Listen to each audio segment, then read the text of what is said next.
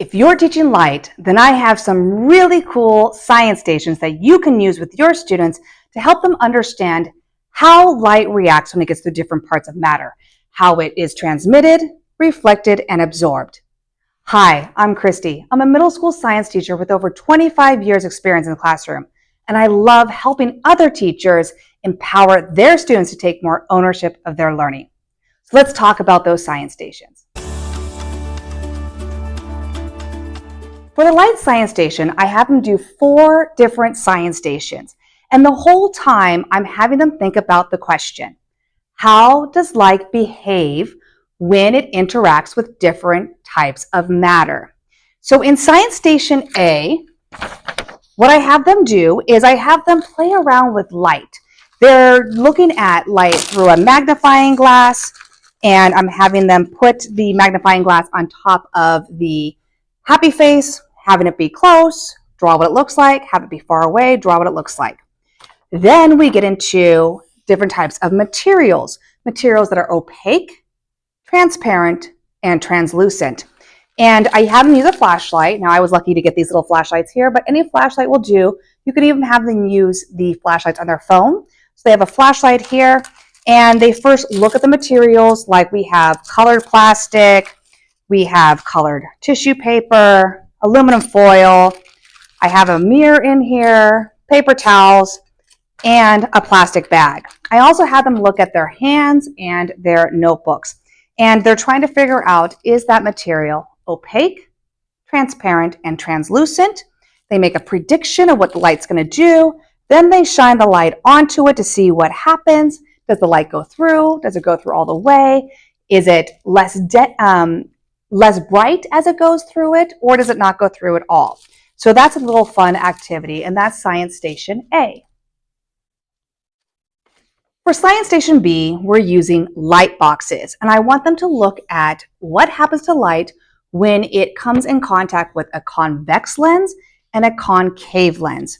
So I'll have them use a light box like this one here, and you could have it set to 5 or 3 different lines. Either one is fine. And what they're going to do is I have them put the light box onto the handout, and then they put their little convex and concave lenses there. And then what they do is they take different colored markers and they draw the line going into the lens and the line going out of the lens, using a different color for every single line.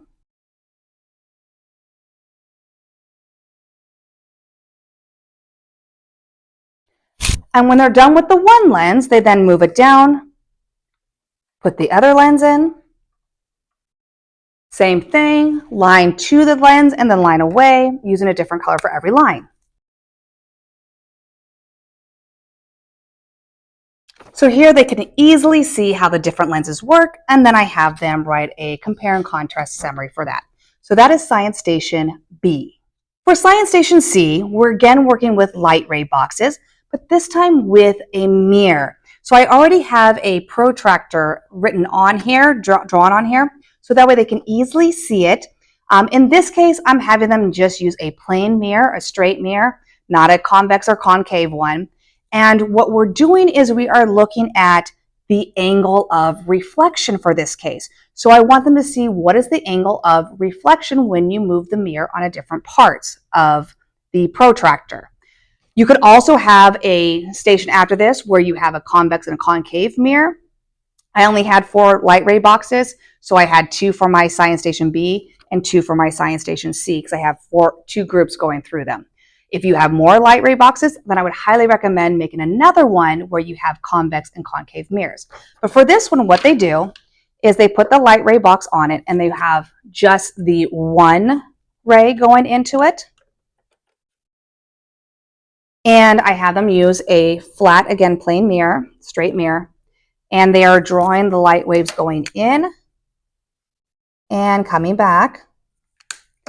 Then I have them put the mirror on the 20 degrees. And again, they're drawing the waves going in and coming out.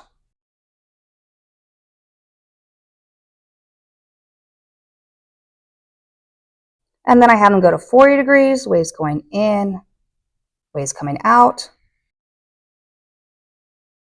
And then finally, add them go to 80 or 60 degrees, waves going in, waves coming out.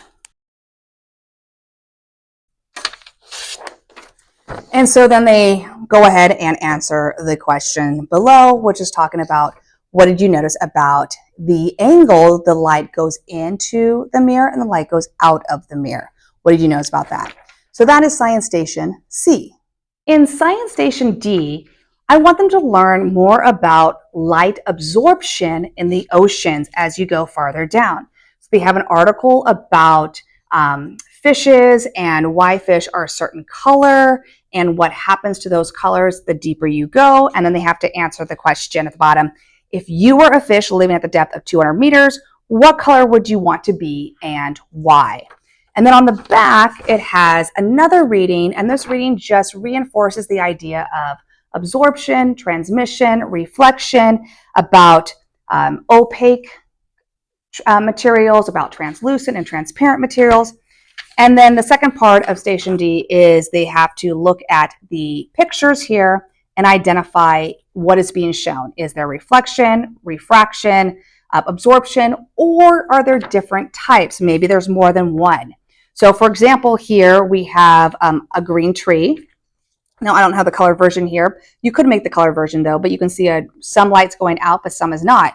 So this one would be absorbed and reflected in this case. And then they talk about why we see colors, why the different colors. So those are my 4 science stations. And what I have my students do is they take about 10 minutes per station.